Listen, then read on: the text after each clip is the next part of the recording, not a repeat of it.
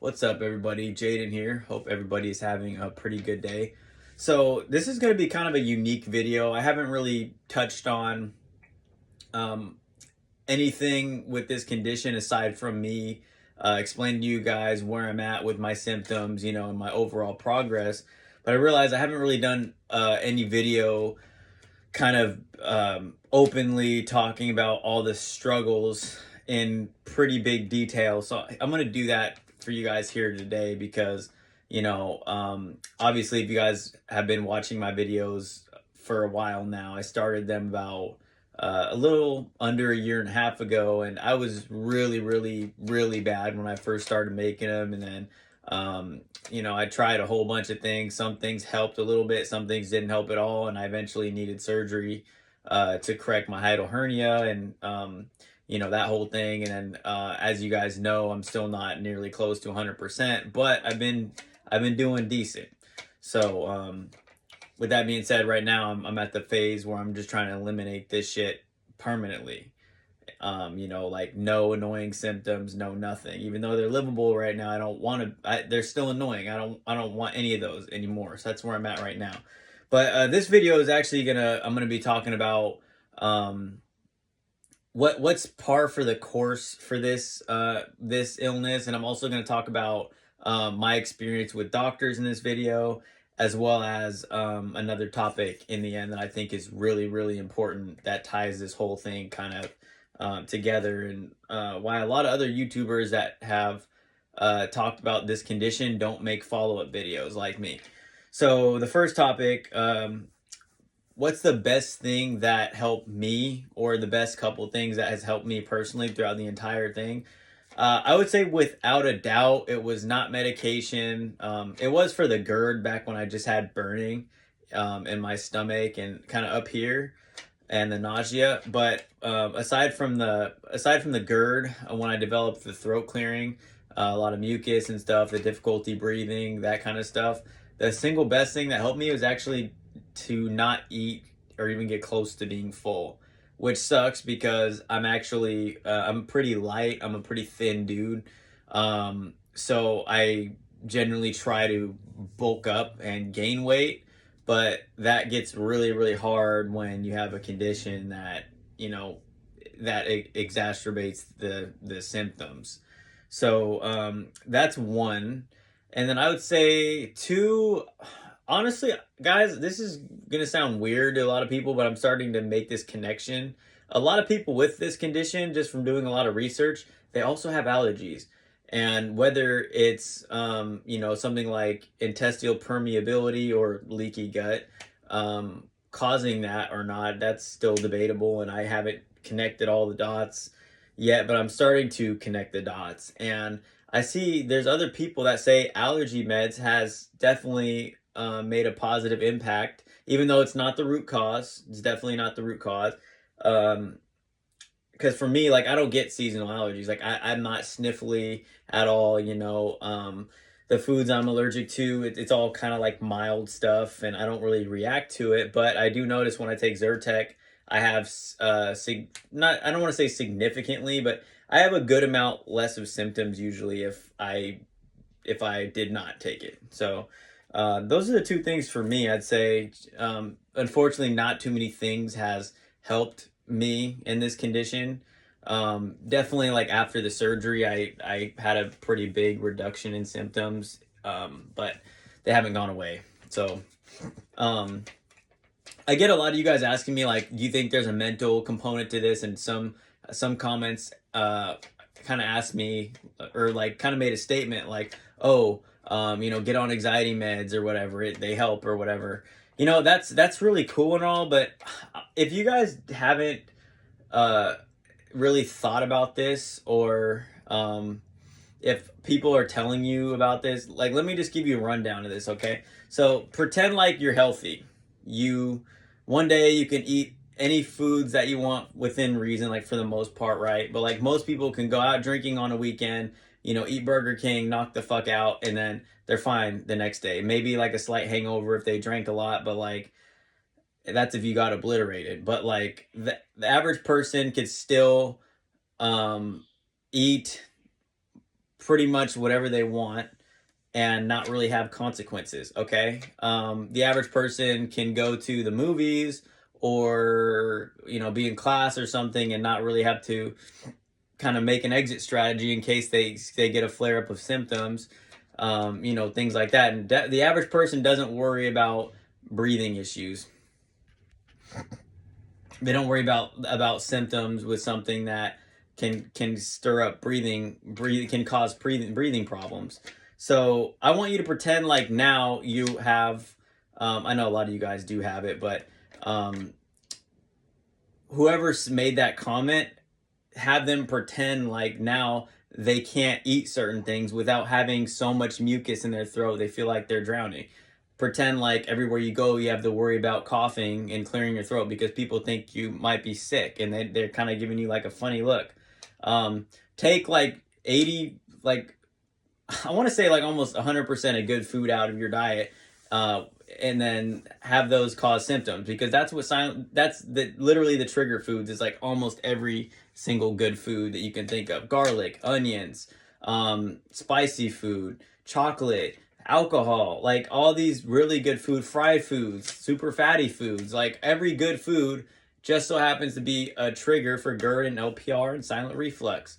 And so you're modifying somebody's lifestyle so they have a very limited social a limited social life, because what do most people do when they go out on weekends? They have alcohol, or they might go out and have some coffee. All GERD and LPR triggers. And then it's like, what do most people, if you really think about it, like what do you do when you hang out with your family? You go to a restaurant, and most foods at restaurants trigger GERD and LPR because they have all kinds of spices, garlic, onions. So if you take a healthy person who is healthy one day and then you slapped all that on top of them, of course they're going to get a little bit depressed. So in my opinion, and my opinion should mean a lot, honestly, like I'm not a doctor or anything, but I've lived with this for a very long time. And I can sure as hell tell you, I have never been the kind of guy that's depressed. Like I've been through a lot of shit in my life, not to get too much into details, but I was raised by a single mother, that was really rough for me. I'm the oldest, I've been through my fair share of hard times, you know what I'm saying? I can go way more into that, but I'm not going to, just for the sake of the time on this video. I've been through a lot of tough times, but I've always been the kind of person that bounces back from any struggle that I'm going through. I've always been really hardworking. I've always had outlets. I've always played a sport or had some kind of martial art outlet. I read a lot of books. Like I'm very much attuned to my mental well-being, especially because, as most of you know that have been watching my videos, I was a police officer, so I saw some things doing that. And having outlets was always my top priority, because I never wanted to have what happened at work be taken home for me. And when I get comments like that, it's kind of like, it's a little bit disrespectful to me, but I understand if you don't know me very well, why you might, be, why that idea might be thrown around, that it might be depression causing the symptoms. But in my opinion, I believe it is the symptoms causing depression, because like you can't give this disease to anybody and have them not be depressed. Like it's, you're not necessarily going to think about like killing yourself kind of thing. But it definitely takes a heavy toll. And I have talked to a bunch of you guys on here. A lot of you guys have reached out to me. I have a good buddy, that I met actually because he reached out to me from my videos, and we talk to each other almost on a daily basis. And this shit is rough, man. Like it really is rough. And that's why I try to make videos for you guys, so you know that you're not alone, because you're not alone. Even though the doctors are going to make you kind of feel that way. Which brings me to my next point, my experience with doctors.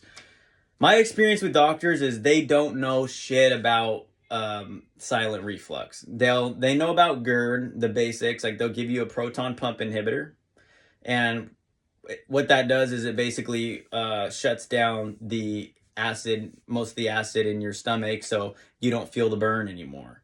Now the problem with that is you're having reflux. So anybody with GERD or LPR or whatever, it's not just the acid that's being refluxed. Like, you have to understand, your stomach has more than just acid that can go up. Like, there's all kinds of other chemicals in your stomach and other things to make it work other than acid, which is why when you could take a medication like that and you could still digest food, albeit not as well, you could still do it. There's a whole bunch of other foods that digest protein, carbs, fats, you name it, in the small intestine and the stomach. So what happened to me, and what happens to so many people that have silent reflux, is that you go get on the PPI and it stops the stomach acid, so you don't feel a burn and you think everything's fine and dandy. But in the reality of the situation is it's actually causing a lot of damage, because now it creates an environment in your stomach and your small intestine where, from my understanding, more bacteria can grow in there now, because the acid plays an important role. So what you should be doing is focusing on stopping the reflux, not stopping the acid, because everybody has acid. So that's that. Some people's problem is too low acid, some is too high, but the main thing is just it's getting reflux. Now, why is it getting reflux? The doctors will be quick to tell you it's just the LES problem. Which in some cases that is absolutely true, but in cases like mine and a lot of other cases, we're having this surgery that's supposed to stop reflux, yet we still have silent reflux. Now, I don't have any acid at all since I had this. I shouldn't say any acid. Acid doesn't really affect me. Like, I might feel a little bit if I was really brave, like if I had coffee and alcohol and garlic and all in one day. And a lot of it, I might feel a little acid, but mostly it's just throat clearing and the mucus now.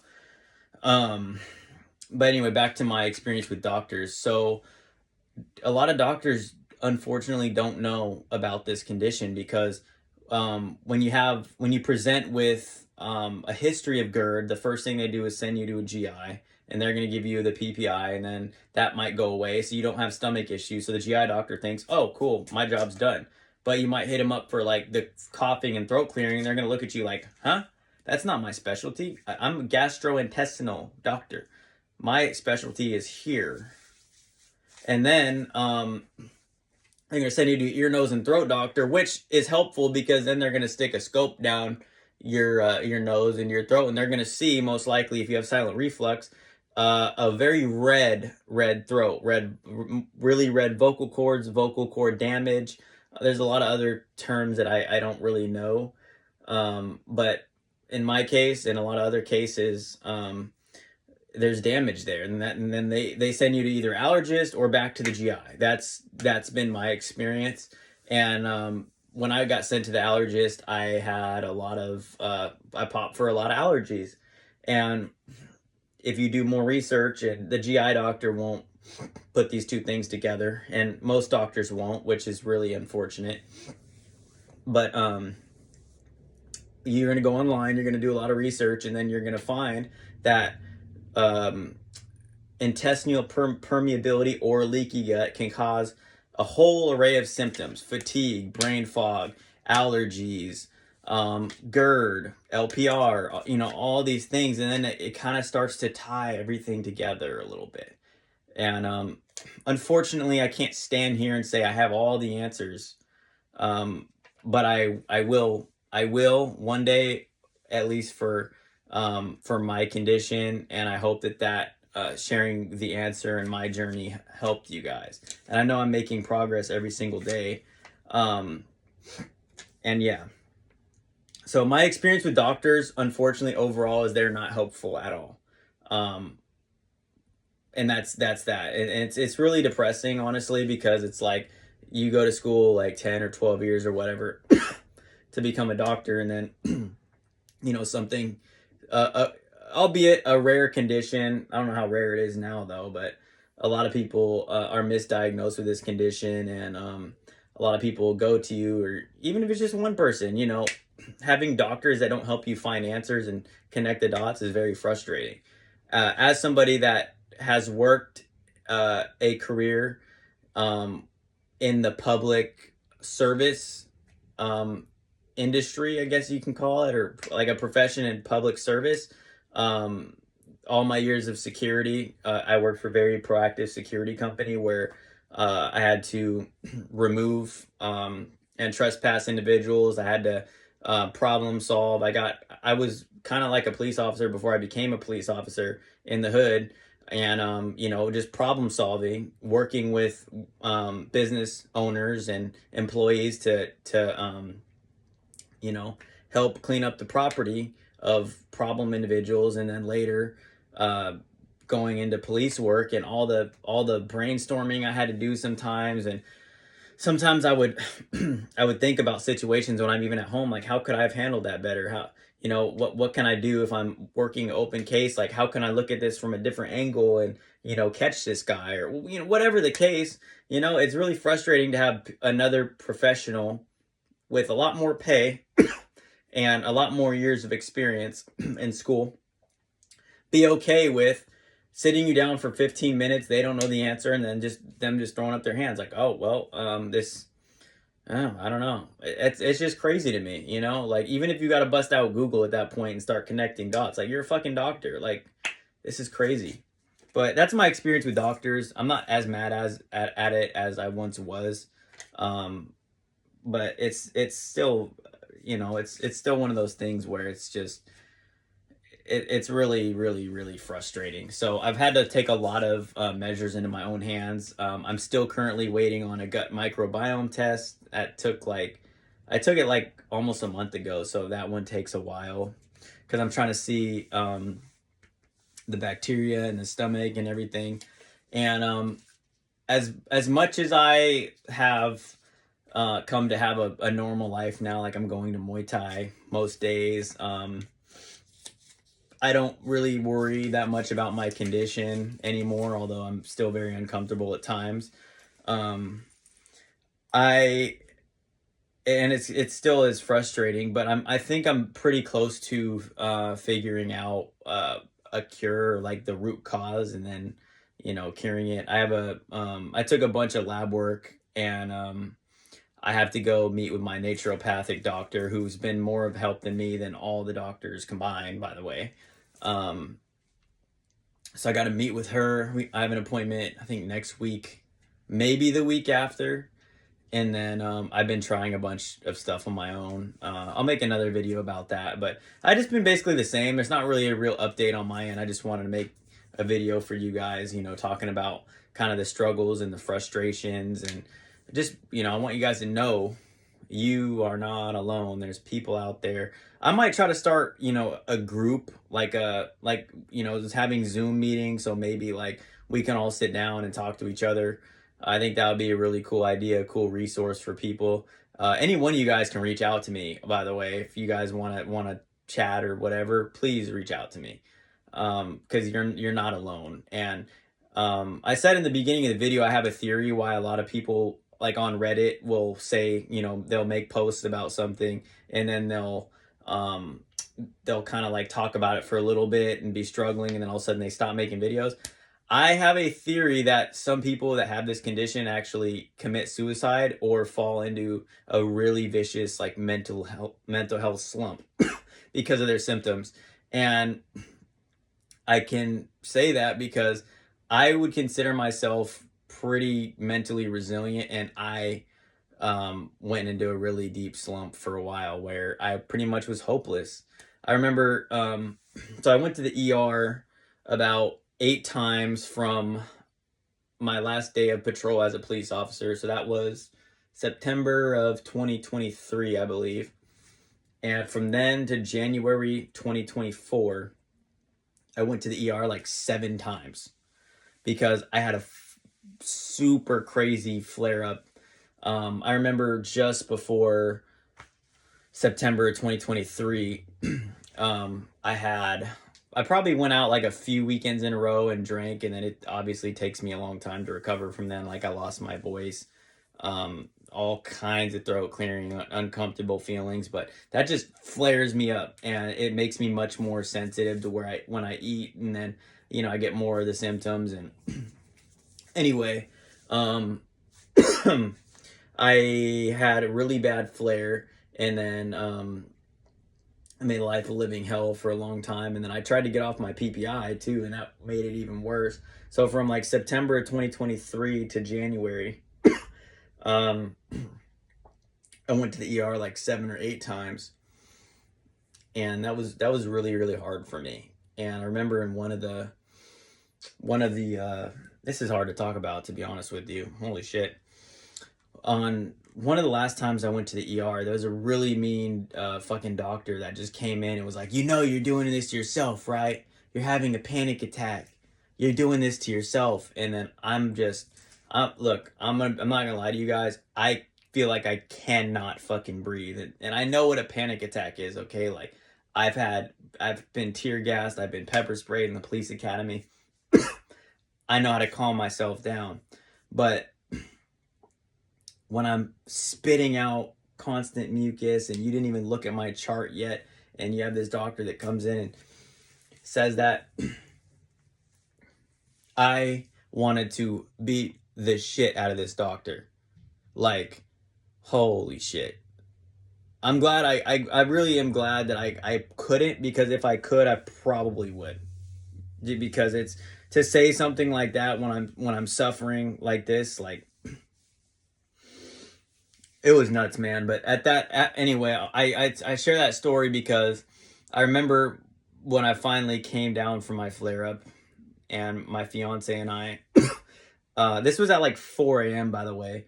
I had another doctor's appointment, because I was going back and forth to doctors like crazy. I had an ear, nose, and throat doctor appointment, and I was just in the car, and I didn't even want to go home. I told her, I was like just let's just drive to the next, where my appointment is, because it was the first one. It was at like 6 or 6:30, and I remember like looking over, and this is when I was downtown. We were just leaving the hospital, and I was looking over, and I was just thinking about, like, dude, am I gonna end up I look at the homeless people, and I'm just like, I'm looking at them, and I'm like, dude, is this gonna be me? Like, is this gonna happen to me? Like, because I can't work like this. I can't, and that was a big thing for me. That was probably one of the worst days for me, honestly. But I was in a really dark place. Um, and also, I'll say this too. There's a lot to be said for the depression aspect of it, when not only are you losing like pleasures, like, it'd be nice to have some, really good popcorn, or, garlic and onion steak, or, an alcohol or coffee. I mean, who doesn't like coffee, or alcohol? I mean, some people don't, but you guys get my point. Not only are you giving up pleasures, but it's making it really hard, if not impossible, to function with things that you need to do, like work. I loved my job. It took me so long to be a police officer when I was a police officer. um, this might be TMI too, but I feel like I'm going to open up. I want to be transparent with you guys, so you know exactly where I'm coming from, and you're not alone with with your struggles.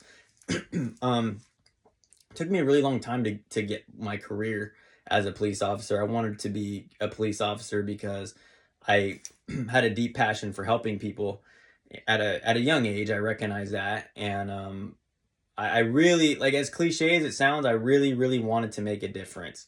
I really did. I really did not like the idea of predators picking on weaker people, or predators at all. Like, I wanted to be strong to protect others. I hated I hated the idea of criminals taking advantage of people. I wanted to bust bad guys, and I wanted to do good for the vast majority of people out there that are amazing people and amazing citizens. And it took me a really long time. So I graduated high school. I went to college for a little bit because my family's all teachers. I dropped all my classes, guys. I was never that good at school. I don't know how I got a 3.0 cumulative in high school. But I didn't even want to pursue it. I dropped all my classes. I did that twice, 2 semesters in a row, because, my family talked me back into going, and I'm young and dumb, and I'm like, okay, well, college might be a good idea. And then I was there again. I dropped all my classes. So on my transcript, I have all F's 2 semesters in a row because I stopped going, like, not even halfway through, I stopped going. And so when you apply for law enforcement jobs, they look at all that. Like, they have you send your transcript. And there's 2 ways to get into a police academy. The first way is you can apply, and then they'll pick you up and then sponsor you through an academy. So they'll pay your whole way, get your gear, you know, everything like that, and then pay you while you go to the academy. The second way is you get on Google and then you type in academies near me, and then you pick one that's near you, and then you go there. And that's what I had to do, because I applied to a bunch of places and they all shot me down. Because when I sat in front of them and I told them exactly what I'm telling you now, like, this is, you know, what I want to do, and I know all my conviction, but they don't know me from Adam, you know, they just don't. So they all rejected me because my grades, and they're just gonna think like, oh, he's not gonna pass the academy, he'll never pass the academy. So I had to put myself through the academy. And also my dad's a felon, and I have an uncle that is in prison for a very, very, very long time, and they look at all your family too, so I'm sure that played a role in it. But anyway, I had to sponsor myself. I got some years doing security, both armed and unarmed, and I sponsored myself through the academy, and I still got rejected by a lot of places while I was in the academy. And I'm like, this is crazy. Like, nobody's giving me a shot. You know, I have all these security companies saying such good things about me, like, oh, he's so customer service oriented and he goes, you know, above and beyond. And it's very similar to police work. You know, I wasn't mall security. I wasn't doing security work like standing at a weed store. Like, I was working for what's called a P-bid, which is like a city contract where you have major roads. So here in Sacramento, we have Stockton Boulevard, Florin Road. Those are 2 big ones. Broadway, they'll have P-bids. So that's a city contract where all the businesses that are within that road, they fall under the P-bid, and one of the services they get is security. So when you win that contract, our security company had a bunch of P-bids. They place security officers for that entire road, so all the businesses can call you with issues and you go handle them. So I was they very much looked at me like like a police officer. Like, I had handcuffs, gun, taser, everything. Obviously, I didn't have the same power as police do to, you know, search and security. You can only arrest people when you witness a crime. So, but whatever, like, you know, still trespassing people and still working with business owners and employees, very much being a presence. And they know, or I wanted them to know that, you know, I was there for them. And that's what a good police officer and security officer should do. Even with all that, I still couldn't even get a police department to pick me up. Sorry, I'm coughing a lot. It's all the talking. It's actually not symptoms, which is good. So fast forward almost to the end of the academy.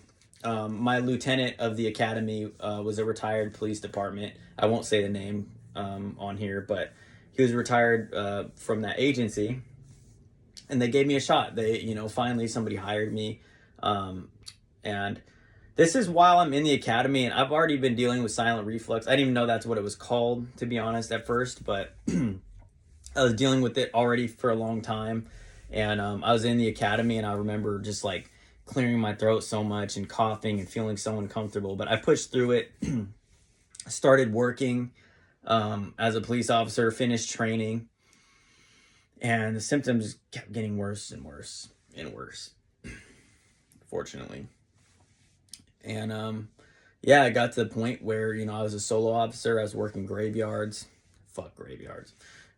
but yeah, and it just got so bad. I remember there was a lot of times that I was driving and I was just like, this shit sucks, man. Like, this is crazy. Like, I just want to go home and have some tea.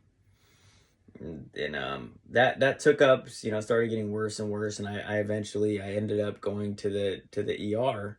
When I was on my last day of work, I went to the ER because it got so bad. I couldn't, Felt like I couldn't breathe, you know. I got really lightheaded. I lost feeling in my left arm. And that's when I started making all the videos for you guys. Literally, like that's probably like I want to say like a couple weeks after what I just described was when I started making videos for you guys. Because I'll be damned, guys. I'll be damned if I go through something like this and I can't help anybody like because of it. Because like to me, to be honest with you, it fucking sucks and it's taken so much from me. But I have come to realize that this issue has really made me into a better person. It has made me much more resilient. It's made me much more grounded. It's made me understand, like, you know, what God has might have been really putting me here to do. And I had to, it sucks because I had to lose everything. I had to lose my really good spot in Midtown. I had a really nice apartment. I had a really nice car. I was making a shit ton of money doing the job that I worked really hard to do. And honestly, there were aspects of the job that I really did like, and I had to learn the hard way, like the pettiness of some police officers that you work with. And even after my surgery, like I was trying to reapply to places now that I am good enough to go back to work pretty much. And they bashed me really hard, you know, and seeing all that pettiness. And they also saw my videos that I made during my absence and getting bashed over things. And I had to go through all that to realize, like, man, maybe God has more in store for me. Because if I'm honest with myself, I don't know if being a police officer was the best thing that I can do to truly help the people the way that I want. So since then, I've been trying to think about, you know, different ways that I can make more of a difference in people's lives, but also obviously get a career going. So I got stuff brewing, guys. I really do. But all that is to say that this, I'll be damned if this happened to me for no reason and I can't make a difference for myself and you guys and, you know, come out of this stronger because of it. I will not let that happen. And I made that a goal of mine since I first started taking time, since the beginning, September of 2023, late September of 2023. I you know, there's just been a fire in me since then, and it's been quite a journey. But I can honestly say that I feel like it was a little bit of like divine intervention because of this. I mean, I got back into all my hobbies that I kind of put on the back burner when I was in law enforcement. One of my main goals has always been to get really, really good at fighting. And, you know, I've been back in Muay Thai for almost 4 months now. That's been amazing. But, yeah, and honestly, just the respect I have for prolonged suffering, and I feel like I'm just much more grounded as a person. It's hard to kind of put all into words, but yeah, guys, sorry about the length of this video. It's a little bit long, but like I said, if you haven't checked out my older videos, check them out. Any questions, comments, video ideas, please put them in the comments. If you guys go on Reddit or anything like that, you guys share my videos, man. I'm sure people out there, you know, we're a small community out here, but I think more and more people have gotten misdiagnoses with this condition. People, doctors thinking it's like allergies and you know, allergies, asthma, things like that. And it's just like these nasal sprays don't help me. You know, a lot of the time allergy meds don't really make a difference in the midst of a flare up. So it's you know, it's the silent reflux, man. It's all starting in the gut. So we got to stick together. That's my point. So all right, guys, hope you have a good day. Stay strong out there. Never ever give up. No matter how dark it is, never give up. All right, guys. See you next time.